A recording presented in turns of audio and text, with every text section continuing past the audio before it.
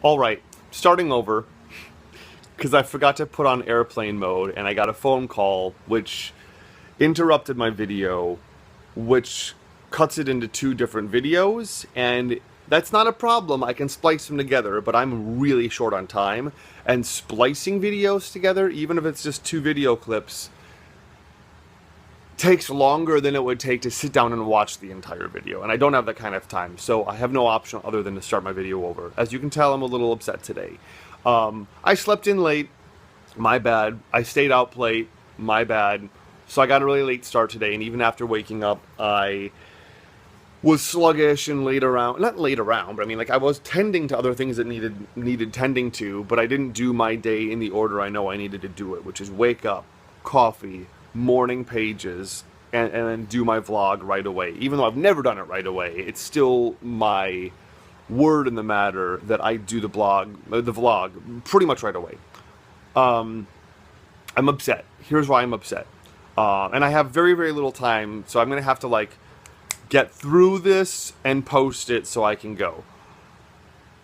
I don't want to be a leader. I don't want to be a leader today. I don't want to.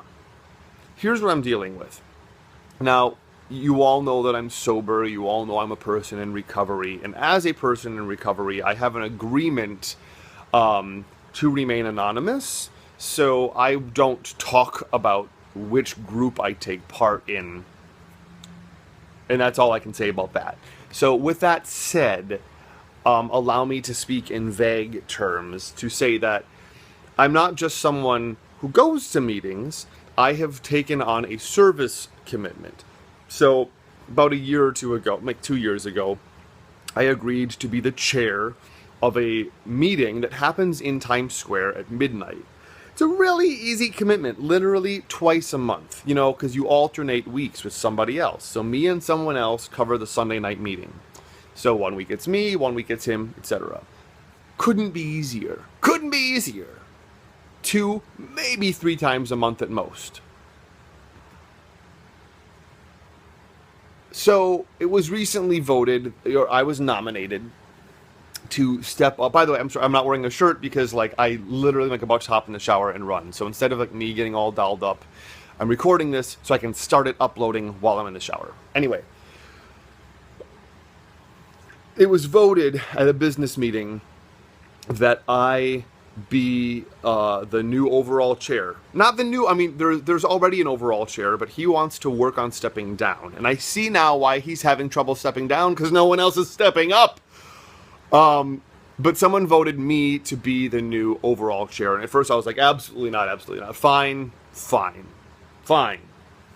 At that same meeting, prior to that vote, someone else was like, oh, I nominate Ben to be the treasurer. And I'm like, absolutely not. Fine. So I'm now chair the Sunday meeting every other week. And I'm the treasurer, and I'm the overall chair. Now, some of you might be thinking, oh, well, that's your problem. That's too much. It's not too much. It's not too much. It's not too much. These are very, very light responsibilities. Or even lighter responsibilities if everyone else is doing what they say they're going to do. Here's what I'm dealing with. It would never occur to me, as a matter of my word, it would never occur to me to just be like, yeah, I'm not going to chair my meeting tonight. If I did feel like not chairing my meeting tonight, I would move heaven and earth to make sure I found someone else to replace me. I've done that before. I've been like, hey, this cute boy's in town. We're going to hang out. Can someone cover me? And someone covered me. So that someone who was there for a meeting, someone who showed up because, like, I need a meeting, they show up, guess what? There's a meeting. Recently, we had someone go out of town. I get it. It's unexpected. An opportunity came up for work. They had to go out of town. They're gone until December. They didn't get anyone to cover their Monday night meeting. So Monday, and the other Monday night person just up and quit. Just didn't feel like it. And up and quit, and also just didn't feel like communicating that they quit. Can you get this? Like, someone who's like, instead of just coming to these meetings, which have saved my life and given me the life of my dreams, I'm going to be responsible, as a matter of my word, that other people who need this can come in and have a meeting, and that I will be the one to make that meeting available for them. Someone who took that on voluntarily, no one asked him to, someone who voluntarily took that on, maybe someone asked him to, but someone who voluntarily took that on just decided one day, because they had a feeling, just decided, And literally one night, it was a Monday night, I was on my way home, it was getting close to midnight, and I'm like, wait a minute, is someone covering the Monday night tonight? Like, thank God it popped in my head. Thank God it popped in my head, because I realized, oh my God, in 20 minutes, that person either is going to be opening up the door and setting up the meeting, or that person is somewhere else in the world right now and not doing what they're supposed to do. Thank God I remembered that. So I showed up and I opened the meeting. Not it wasn't my night to do so, but here's the thing. As a leader, as someone who is taking on being accountable for the group as a whole, it is my word in the matter that every night is taken care of. So if someone decides on a moment's notice, I don't feel like it, I'm not chairing your stupid meetings anymore, and they step down, that's me breaking my word. That is my word in the matter is these meetings will be open if someone needs them. So someone else deciding not to do what they say they're going to do, that is me not being a man of my word. Do you see what I mean? And thank God I showed up that Monday night, because there was a newcomer. She's someone who had like 5 months sober. She'd just moved here from Boston. She's like, hi, I've lived in New York for 3 hours now. And the first thing she's doing is coming to a meeting so she'll know where to go. Can you imagine if she'd showed up and there's a locked door? But this is what I'm dealing with. So, as someone who's stepping up to be the overall chair, there's a lot of things that I can see are missing in this group. And so there's a lot of structures I'm putting in place to be like, okay, here's the new schedule. Take a look. Is this accurate? Here's the new email list. Here's how we'll communicate with each other. Just communicate. If you're going to be away, just communicate so we can put it on the calendar. Say, hey, so-and-so is going to be away until this date. And then you can also email everyone to say what dates you're gone and what dates you need covered. I don't get how that's difficult. I also don't get how I need to tell someone to do that. I mean, that's as baffling to me as having to tell someone, hey, when you get that full feeling in your bladder, what you should do is go to the bathroom and lift up the toilet seat and then empty your bladder into that bowl and then like shake twice and then flush it and then put that back. It's as baffling to me having to tell a leader to be a leader as it would be having to tell you how to pee. I'm at a loss for words. At the same time, tomorrow I start coaching a program that is 7.5 months long that trains people to become leaders. I took this course, I finished this course myself about a year ago. Changed my life. And it wasn't enough for me just to take it. Now I have to step up and coach it. So I'm going to be accountable for 5 people who are trying to transform themselves and step into their own leadership. What am I getting myself into? So here's the thing, though. Here's the thing that I can see. Even before, tomorrow, the rest of my life starts, right? Tomorrow I start this really uphill battle. And what I can already see for myself is that whatever is happening in this recovery group, whatever is happening in that group is a result of my leadership. If it occurs for these people, like, la-di-da, I'm just going to go out of town, oh, whatever, they'll take care of it, that is a product of my leadership. Who's the leader right now? Me. Follow the leader. I'm the leader. If what people are doing is flaking on their word and not showing up, and I'm even sending out emails like, hey everyone, so-and-so's gone until December, here's a list of dates, who can cover which dates, go. And literally, out of like 14 people, like 3 responded. 3 out of 14, that's a breakdown. 3 people out of 14 responded. The other 11 are just like, I'm not tech savvy. Tech savvy? We're talking, open the email, click a link, and then just click on buttons. Like, I bet you were so busy opening a different email, clicking a different link, and clicking on different buttons, which is why you didn't do mine. Like, how is someone using a smartphone to text me and tell me I'm not tech savvy? Really? Just use the same buttons on the same screen. Okay. But I can see that it's a product of my leadership. Because what I am trying to do in the back of my head is I'm resorting to what has always worked for me in the past. Well, in the past, I just convince people, I force people, I hold people's hand and I walk them through it. I tell them how important it is that they do it. I tell them how much it affects me if they don't do it. Those are all the tricks in my bag. That's all I got. And so that's what I'm going to keep resorting to. So I am really, I don't know how that sentence ends. I'm really curious what is missing in my leadership and what is needed. Because look, us being this recovery group of my dreams and like being there for people who need us and just managing ourselves so that it's always handled. It's always handled, it's always covered no matter what. That's possible. That's totally possible. That's not impossible. It's possible. So what is in our way? What's in my way? What do I need to do differently? What could I put in that isn't already there that would make things move that currently aren't moving? And I don't know. I don't have the answer to that question. But I would rather be asking myself that question than thinking, what's wrong with people? Because there's nothing wrong with people. There's nothing wrong with them. There's just something missing here, and I don't see what it is. And when I can find out what's missing, I can put that in. Now, why is this important? Like, honestly, there's a part of me that just thought of saying, like, you know what? I don't wanna. Fuck it. I'm done. Like, oh, you guys just want to shuck responsibility? You guys just want to not keep your word? You want to drop your commitment and just go do whatever you feel like doing? Hey, wait for me. I want to do that too. That looks like so much fun. I don't want to show up either, you know?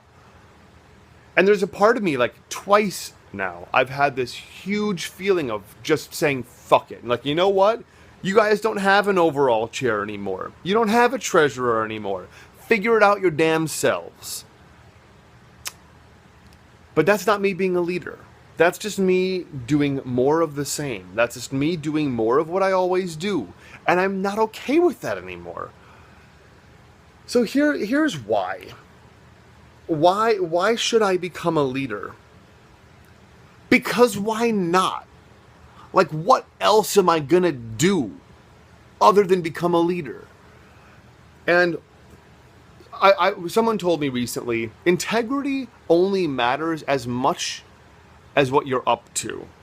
Integrity only matters as much as the thing that's most important to you in your life. So what's most important to me in my life? Animal liberation. No question.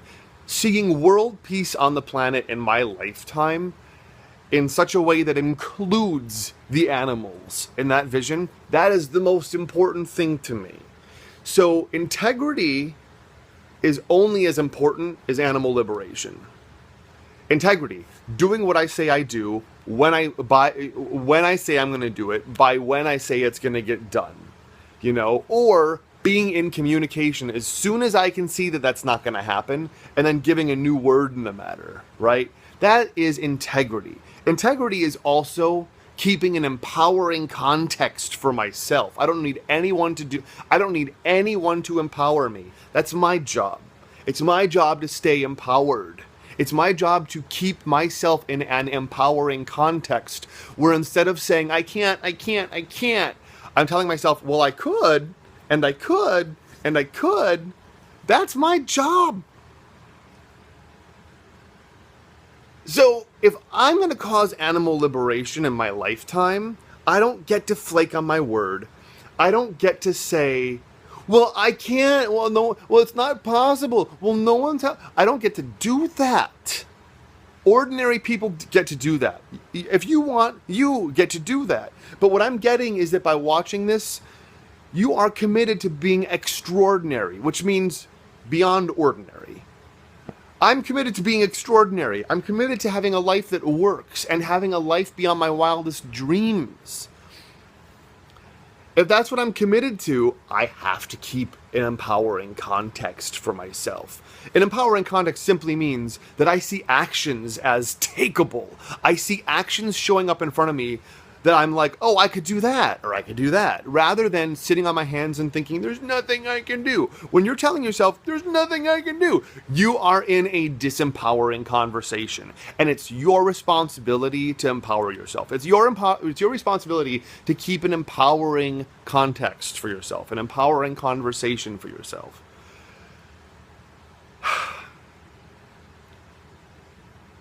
So why does any of this matter?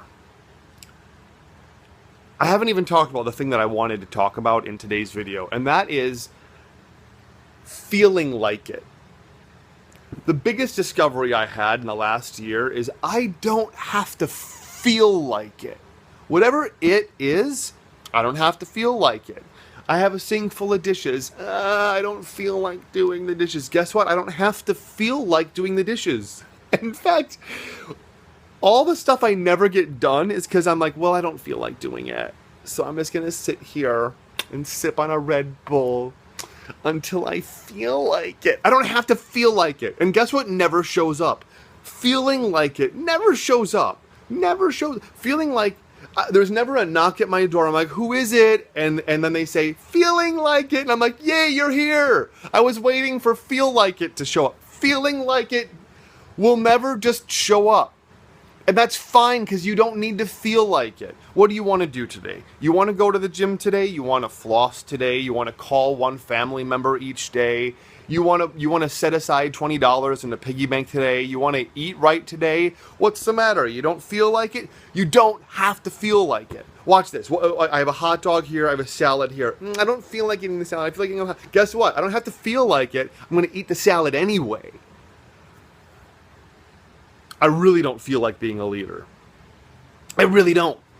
I have to hop in a shower and get dressed and go assist tonight at an event where I get to be a leader, and I don't feel like doing that. But you know what? The beautiful thing is I don't have to. And at the end of the day, I'm going to look back and I'm going to be like, I'm glad I did the thing I didn't feel like doing. I am never going to be like, I'm glad I did what I feel like. I will never say that. I will never say that, because I'm never glad that I did what I felt like doing. Ever. Now, why does any of this matter? I have a family. You might have a family. There's people in my family that aren't talking to each other.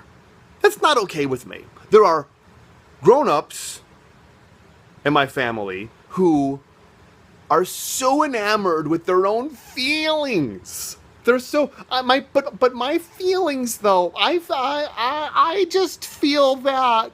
Well, it hurt my feelings that. Guess what? Because of your fucking feelings, I have nieces and nephews who aren't talking to each other and who won't grow up with each other. That's not okay. I don't know why it's okay with you. It's not okay with me.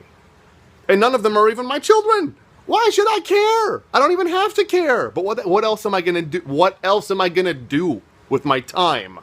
I'm going to grow old. I'm going to die. They're going to bury me in the ground and then argue about where to go for dinner. So why not care about my family? And I have these family members who aren't talking to each other because some fucking stupid argument that happened 2 years ago, and because they're married to the idea that I'm right, they're wrong, there can't possibly be any other explanation or point of view. And as a result, your kids don't have cousins. Your kids don't talk to the other kids. Now, some would say, Ben, you shouldn't be airing your family's dirty laundry. Well, I'm not, because I'm not putting names to it. And I'm not, because I'm not giving specifics, so I'm not airing my family's dirty laundry. But guess what? It's also my family. I get to talk about my family. I get to talk about what's important to me, because guess what? My family's important to me. If you don't want me to talk about my family or their dirty laundry, well, then guess what? I could just decide, well, then my family doesn't matter to me, but my family matters to me, you know? And this is why I have to become a leader. Because if I can't motivate a couple of alcoholics to show up for themselves, if I can't motivate leaders who want to become leaders and coach them into discovering their own leadership, how am I going to make any difference for my family? If I'm listening to I don't feel like it, if I'm listening to I don't wanna, if I'm waiting for feel like it to show up, I'm going to be 90 years old and look back and realize maybe I was the one to make peace in my family and I never did it. Maybe I was the one to make a difference in the world for women, or make a difference in the world for animals, or make a difference in the world for people living with disabilities. Maybe I will look back at the end of my life and I wonder if I was the one. And I was sitting here waiting for the one to come along and make the difference in the world. Here I am. I'm the one. It's up to me. And I don't have to feel like it. I don't have to feel like it. Guess what? Here's what I want to do. Here's what I want to do today. I want to tell everyone in that group to fuck themselves, which none of them deserve. None of them deserve for me to say that to them. None of them have done anything to deserve that. But I wanted to say, fuck you. Fuck yourselves. And I want to say, guess what? I resign. I step down. Figure it out yourselves. That's what I want to do. That's fine. It's fine to want to do that. And that's not what I'm going to do. Because that's not my word. That's not my word in the matter. That's not who I am for myself. So what I'm going to do is I'm going to get in the shower. I'm going to upload this video. I'm going to go and be a leader tonight. And I have a busy couple of days. But after the weekend, I'm going to get in touch with everyone individually from this group. And I'm going to call them, not email or text. I'm going to call them and be like, hey, what is it you need help with? What is it that I'm not being clear about? What is it that I'm doing that's not working for you? And what can we create together on this phone call that's going to make a difference for both of us? That's what I get to do. And I don't even want to do that. But you know what? I'm going to look back at the end of that day and I'm going to be like, I'm glad I did that. I'm glad I did that. So in short, you can't say in short at 22 and a half minutes into the video. You just can't. There's nothing short about this. But to summarize, I don't need to feel like it. You don't feel like it? Great. You don't have to. If you don't feel like it and you think you have to feel like it, then first off, you're just going to sit around waiting for feel like it to show up, and it's never going to. And secondly, you're going to think there's something wrong with you. You're going to think there's something wrong with you. You're going to think, why is everyone else doing these great things with their life? I want to do those things with my life, but I don't feel like doing the sit-ups, and I don't feel like saving the money, and I don't feel like eating right, and I don't feel like doing the housework I need to do, and I don't feel like making money. You're going to think there's something wrong with you, because you're going to look around and think everyone else in the world magically feels like it, but you don't. They don't do it because they feel like it. The last thing I'm going to say, and then I'm going to go, I was watching Bob the Drag Queen in an interview. I forget which show this was on. I think it was there's James St. James Transformation. If you YouTube that, there's this guy, bald head. He has all these drag queens from Drag Race come and do his makeup. And he was asking Bob where he gets his energy from. And you know, why? Because Bob has all this energy, and because Bob is like constantly working and always out there and always doing stuff. And Bob's like, my energy comes from I have to work. Like, my energy comes from I have a job to do today and I have to get out there and do it. You know, basically Bob didn't answer, where does my energy come from? Bob didn't answer, do I have the energy? Bob didn't even talk about feeling like it or not feeling like it. Bob just talked about, here's what has to get done, and I get my energy from doing what has to get done. An object in motion will stay in motion. So I'm going to get in motion and get my ass in a shower and go be a leader. And it doesn't matter whether I feel like it or not. So what is it that you gave your word to today? Do it now. I don't care if you don't feel like it. Love you.